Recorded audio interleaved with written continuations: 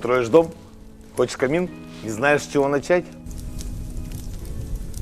Сначала нужно выбрать топку, потому что топка – это сердце камина. На примере этих двух разберем, почему это стоит в 3 раза дешевле, чем вот это. Видишь этот подъем? Кайф. Он дает возможность использовать его как открытый очаг, но сразу увеличивает стоимость в 2 раза. Также на стоимость топки очень сильно влияет форма и размер стекла. Более бюджетный, но не менее стильный вариант. Небольшое прямое стекло открывается только в бок. Должен понимать, что камин под ключ себе обойдется не менее полумиллиона.